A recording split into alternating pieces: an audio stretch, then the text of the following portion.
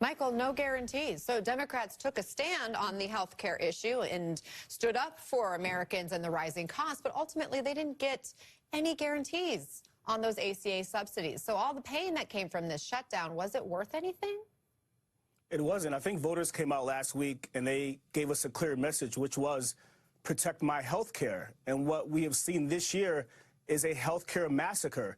In addition to the millions of Americans who may unfortunately lose health care because of this decision, earlier this year, Republicans passed a bill that is the largest Medicaid cut in American history, which means millions more will lose health care because of that.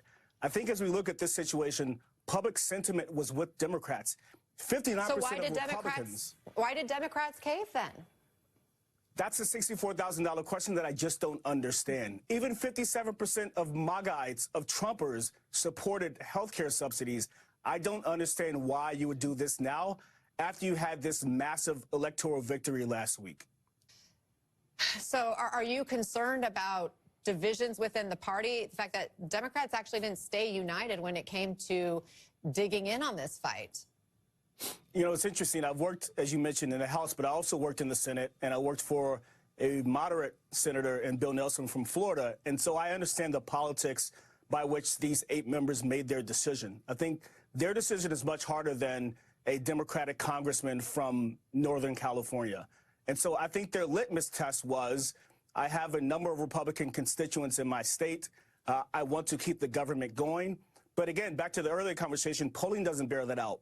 The majority of Republicans supported the idea of continuing these subsidies in addition to the majority of Trumpers. And so the other part of this is I think Democratic voters want to see their leaders lead. Democrats always surrender in these conversations and negotiations with Republicans. And I think Democratic voters are sick of that, and they want to see some real fight, some effective fight. I think in the idea of, you know, the government shut down for several weeks, which is a very bad thing, and then Democrats surrender with no real gains from that situation. I think that is problematic for voters.